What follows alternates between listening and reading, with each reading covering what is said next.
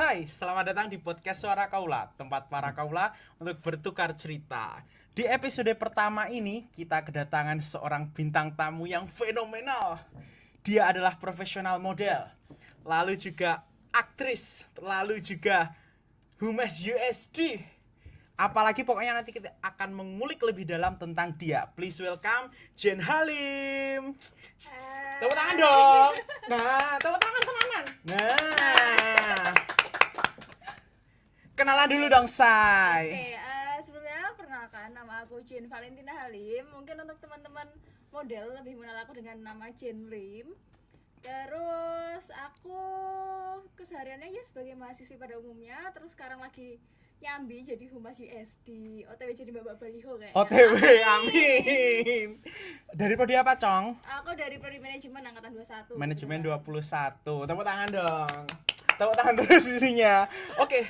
Jadi di podcast pertama ini Suara Kaula akan membahas tentang topik fashion di kalangan mahasiswa. Karena kan ya, nih kalau sejauh mata mandang nih di SH aja kalau kita keluar itu pasti banyak fashion item yang nyentrik yang dipakai oleh mahasiswa. Betul. Nah, aku ingin tahu dari pandangan seorang Jen Halim atau ya ini pokoknya aku nyebutnya kenalnya Cong.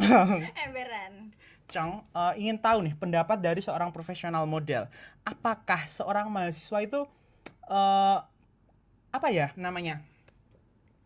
Harus menggunakan pakaian yang nyentrik seperti itukah ketika menjalani perkuliahan? Apakah seharusnya mahasiswa itu tetap menggunakan pakaian yang lazim-lazim aja nih gitu? Pandangan dari seorang profesional model. Oh ya, FYI aja nih buat teman-teman yang nonton Gadis Kretek itu pasti ada di episode 3 sama 4. Episode 3 sama 4 di adegan mobil tuh yang episode mawar ada dia. Kalau mengenal yang putih Cina, nah dia orangnya yang di belakangnya Mbak Dian Sastro. Kebetulan di belakangnya persis kemarin. Persis. Jadi tengkurap ya kemarin. Jadi tahanan Keculik ya kemarin. Iya.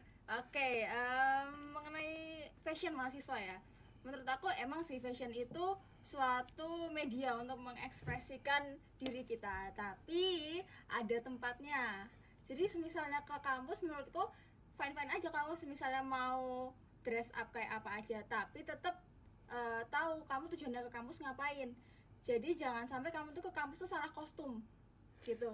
Kalau menurut aku ya, Cong, kalau kamu ke kampus ya udah pakai pakaian sewajarnya, tapi mungkin masih identik dengan gayamu. Misalnya aku ini anaknya feminim atau aku anaknya sukanya tuh yang yang tomboy gitu, tapi tetap aja kamu ke kampus ya pakai baju yang formal, kayak nggak formal banget juga nggak apa-apa sih, tapi tetap yang nyaman dilihat oleh orang lain dan nyaman kamu gunakan gitu loh. Tapi kan kayak gimana ya, nggak mungkin lah kamu pakai baju cosplay ke kampus, itu kayak agak betul. Gimana gitu loh. Tapi selama ini ketika kita berada di kampus pernah lihat nggak? Pernah Lihat nggak? Pernah.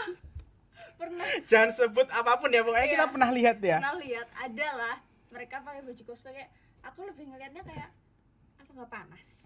Setuju. Apa nggak panas? Setuju. Ini Jogja lagi panas-panasnya gitu loh. Kan biasanya itu kalau fashion itu kan tergantung juga dengan kenyamanan. Betul. Dengan juga kebutuhan juga. Kalau kuliah kan pada dasarnya kan ya mereka kelas fokusnya kan untuk kelas, kecuali kalau mungkin habis kelas langsung lanjut kerja atau lanjut apa kan kita nggak tahu ya. Tapi kalau pernah juga betul tadi kayak kostum cosplay kayak gitu, oh my god, itu tanggapannya gimana menurut seorang mata profesional model yang sering bekerja di bidang fashion?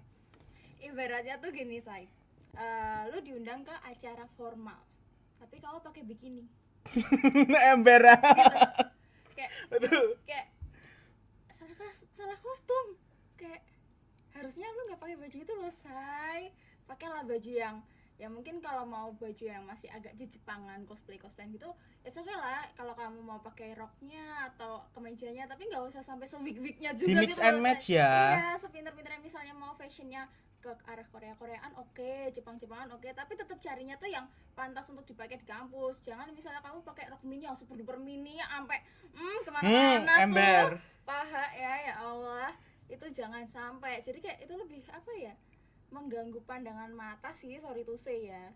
menurut aku. Bukan hanya pandangan mata, menurutku ya kurang etis aja sih. Betul. Kalau kostum-kostum yang semini itu, yang bupati buka pahat tinggi-tinggi Betul. itu digunakan untuk ke kampus gitu. Betul. Tapi nih kalau bicara tentang fashion, aku sendiri nih salah satunya kalau ke kampus itu, kalau cuma pakaian yang bias-bias kasih itu kayak nggak bisa, tetap harus pakai ada satu ornamen yang gitu. Iya. Kalau ke kampus mungkin sometimes ya aku suka pakai ini kain. Oh ya, lilit ya. Iya, kain lilit atau misalnya celana kain batik. Iya. Aku sering pakai itu. Nah, pernah suatu saat kan di kampus ini kan banyak ini ya mahasiswa-mahasiswi pertukaran pelajar ya, bule-bule ya kan, bule yang cakep-cakep gitu. Emberan. Kan. Nah, itu waktu itu tuh aku lewat di depan gedung sastra. Posisi pakai atasan ini terus bawahannya pakai rok lilit. Terus ada bule yang nyamperin, "Oh my god, I love your outfit. You look so good. You look so goodness." Kayak, "Oh my god." Bule-bule aja suka gitu loh. Bule-bule aja suka sama kain-kain Indonesia. Bahkan mereka tuh pengen. Makanya kayak, oh apa di kampus ini kita perlu ya bikin campaign kayak hari berkain gitu, kayak bagus gitu loh. Nah, tapi kalau masalah itu sendiri nih, di prodi aku PBSI itu tuh setiap Kamis Pahing pasti selalu pakai kebaya atau juga kain gitu. Nah, di PBSI sendiri nih sedikit cerita ya teman-teman, sobat Kaula. Di PBSI sendiri itu tuh seragamnya ada ketentuannya, Cong. Jadi kita sebagai mahasiswa ini menurutku menjadi ada plus minusnya sih. Penentuan seragam ini di hari Senin itu di PBSI pakai seragam hitam, putih hitam. atasannya putih, bawahannya hitam. Iya. Pakai kemeja formal. Terus hari Selasa bebas. Hari Rabu itu kami wajib semua pakai batik. Lalu hari Kamisnya bebas. Kecuali kalau Kamis Pahing. Nah, Kamis Pahing baru kami yang pakai full atribut kebaya, pakai apa namanya, Cong? Sorjan kayak gitu. Itu Kamis Pahing gitu. Dan menurut aku justru itu plusnya gini. Kita sebagai mahasiswa nggak perlu ribet-ribet mikirin outfit gitu. Iya. Karena dulu sebelum ada peraturan itu jujur pusing banget setiap mau kampus yang gue pikirin outfit ini hari ini apa, pakai ini cocok nggak, pakai ini cocok nggak gitu. Tapi setelah ada peraturan itu dari prodi itu merasa terbantu banget gitu. Dan itu menurutku juga bisa mengeneralisasikan semua kalangan gitu loh. Karena kan biasanya fashion kan juga identik dengan orang-orang keong-reong ya kan, Say.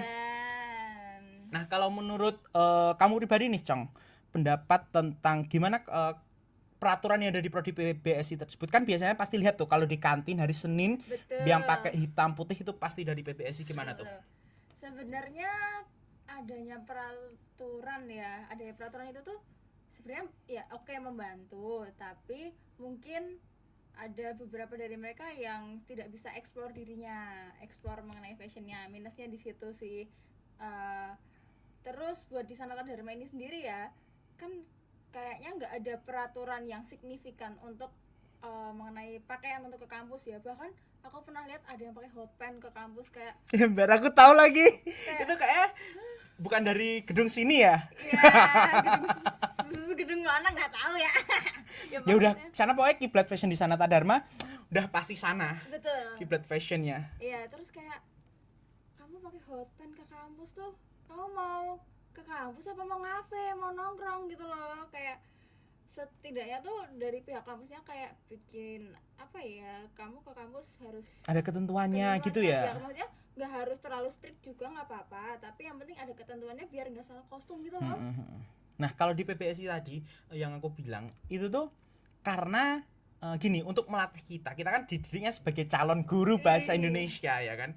Jadi supaya kebiasaan gitu pakai pakai kemeja, full kemeja. Karena besok kan kami kalau jadi guru kan pasti pakainya full kemeja dan segala macamnya gitu. Nggak mungkin yang nekon, nggak mungkin ada seperti ini, tidak mungkin. Terus aku mau balik nanya nih, kalau menurut Kak Wudan sendiri, anjay Kak Wudan, maksudnya ya ini agak-agak formal padahal biasanya cangcong ya, Say.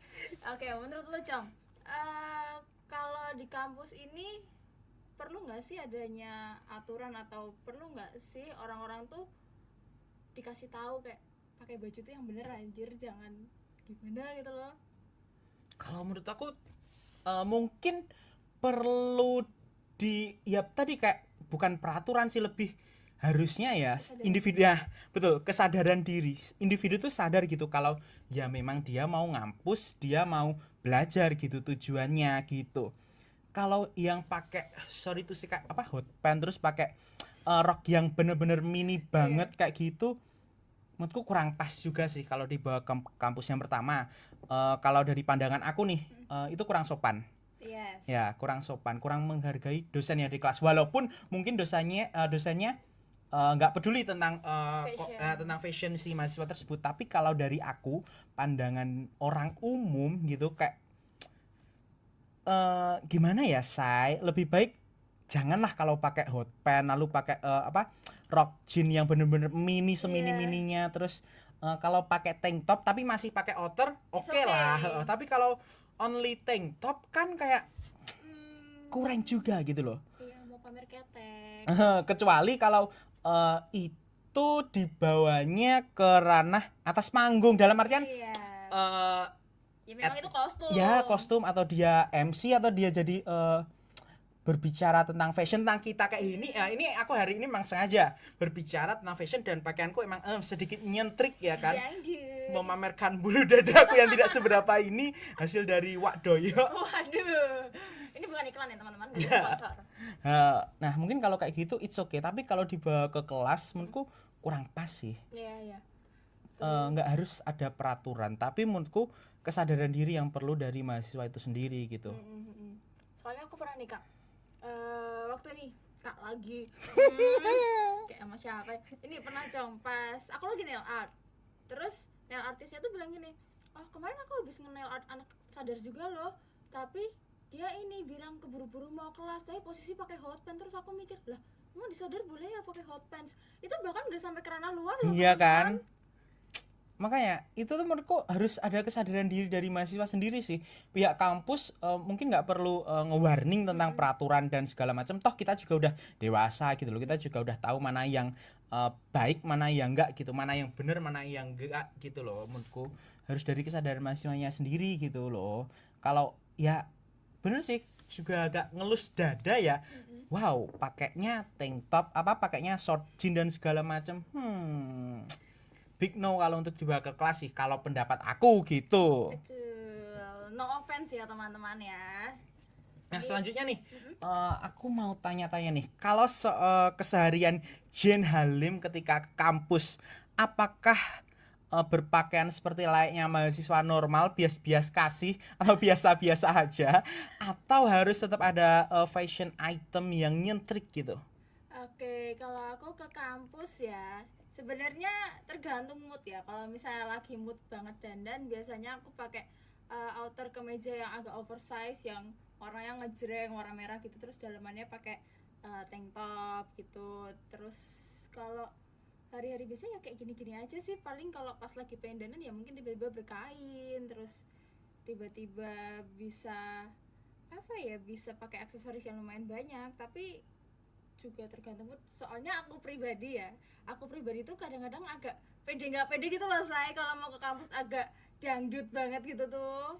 Jadi kayak ya udahlah yang wajar-wajar aja, normal-normal aja. Tapi kalau misalnya udah di luar kampus, mungkin ya udah aku kembali ke fashionku tergantung sama lingkunganku. Jadi kayak misalnya aku lagi sama teman-teman model, ya udah pakai fashionnya ya sesuai teman-teman model ya, tank topan, Ya pakai menyesuaikan hot tempat pants. juga kan. Iya gitu sih. Tapi kalau di kampus ya udah biasa-biasa aja, Normal gini-gini aja. bias-bias kasih ya. Iya. Sama sekarang Hudan juga bias-bias kasih aja kalau di kampus karena tadi ada peraturan dari prodi aku, prodi PPSI gitu. Nah, sekarang kita berbicara tentang di luar kampus nih. Di luar kampus dulu. Dulu itu beberapa saat yang lalu itu kan ada opini dari Jeffrey Nicole yang menyatakan bahwa fashion itu katanya ya selagi lo nyaman, selagi lo mau pakai itu ya silahkan pakai, fashion nggak mengenal gender, itu kan katanya Jeffrey Nicole dulu itu. Dan itu dulu katanya bukan katanya, emang menuai banyak pro dan kontra di kalangan semua netizen gitu. Nah, Oke. menurut opini seorang Jin gimana tuh? Oke, sebenarnya aku nggak masalah sih sama omongannya Jeffrey Nicole mengenai itu, karena selama orang yang pakai baju itu nggak merugikan aku, ya it's okay. Toh kamu juga nyaman dengan itu, dan aku pun karena di dunia model dan di dunia entertainment ya pastinya banyak orang-orang yang androgyni. Ya, I know. Ya, banyak banget teman-teman aku yang androgyni, mereka cowok tapi pakai baju cewek, cowok tapi makeup, bahkan ada yang lebih cantik dari aku. It's okay gitu loh for me, kayak ya udah kamu menjadi dirimu seutuhnya seperti itu, kamu tidak menimbulkan masalah untuk aku, ya fine aja gitu sih kalau aku. Berarti kalau dari pendapat seorang Jin nih, nggak ada masalah berarti jika ada cowok yang pakai kutek nail art gitu kan. Itu Iya. kan mungkin kalau masyarakat umum itu dinilainya kayak ih, Bencong. cowok langsung bencong gitu kan ya. Iya. Padahal kan emang iya. Padahal kan mungkin itu ada kebutuhan kerjaan mungkin atau dia jadi model dari situ kan kita nggak tahu Iya, gitu. mungkin di endorse, mungkin kan lumayan ya, kuku gratis, siapa Iya. lagi yang nggak mau. Sebenarnya ini sih karena di Indonesia kan belum terlalu terbuka ya mengenai Apa nih? Telepon, bentar. kalian Kita matikan dulu. biasanya. Tahu nggak siapa yang telepon? Siapa sih? Nanti bintang tamu selanjutnya. Harap bersabar ya, artisnya duluan. Mungkin bisa dicek di luar kalau ada teman saya mungkin nanti bisa disuruh nunggu atau suruh masuk aja. Betul. Karena dia telepon. Oke, kita lanjut gimana saya? Oke, lanjut tadi sampai mana ya saya? Sampai itu pokoknya. Oh iya, pokoknya karena di Indonesia sendiri kan emang belum terlalu open minded mengenai orang-orang yang androgyni. Itu memang apa ya, agak susah sih sebenarnya di Indonesia, karena Indonesia kan mayoritas muslim dan mayoritas juga masih punya stigma tersendiri sih Iya, mengenai itu. setuju. Pokoknya pesan aku buat teman-teman, berpakaianlah sesuai dengan tempatnya.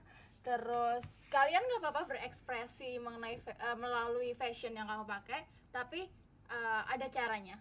Teman-teman mungkin bisa belajar dari Pinterest atau dari TikTok atau media platform apapun itu. Pokoknya teman-teman bisa belajar dari situ supaya teman-teman nggak salah kostum kalau kemana-mana, gitu aja sih. Betul. Dan yang paling penting bagi aku, kesadaran diri teman-teman itu juga sangat penting gitu. Teman-teman juga harus tahu fashion yang mana yang cocok digunakan. Jangan sampai salah tempat. Jangan sampai itu malah merugikan diri teman-teman sendiri gitu. Betul. Itu aja sih kalau dari aku, Kak. Paling apa ya? Harapannya mungkin buat orang Indonesia lebih terbuka lagi. Yang aku nggak mengharuskan mereka untuk terbuka untuk menerima mereka yang mungkin melakukan penyimpangan gitu. Mungkin bukan menerima ya, tapi lebih karena kan fashion kan berkembang ya setiap Iya. saat gitu. Mungkin opini tersebut juga nggak salah gitu, karena kan itu juga tercetus dari orang-orang Indonesia sendiri, dan Indonesia mungkin pakemnya memang seperti itu gitu. Iya. Jadi kita intinya kalau dari aku sendiri nih, buat teman-teman semua, buat sobat Kaula itu juga harus saling menghargai tentang fashion item apapun yang digunakan oleh teman-teman gitu. Gitu, karena kita bisa berkreasi menggunakan fashion apapun itu untuk menunjukkan jati diri kita, gitu aja sih. Oke, kalau begitu tidak terasa Cong, ini sudah di akhir sesi. Thank you very much untuk Jane Halim. Tepuk tangan dong teman-teman. Thank you dan sampai jumpa buat sobat-sobat Kaula. Sampai jumpa di podcast episode kedua kalau ada. Kalau nggak ada nanti kita akan buat. Kalau tidak ya tunggu saja pokoknya di Instagram Ya kan? @suarakaula. Siapa tahu besok ada Mbak Dian Sastro. Emberan, ngelinting kretek nggak tuh. Bye bye teman-teman sobat Kaula.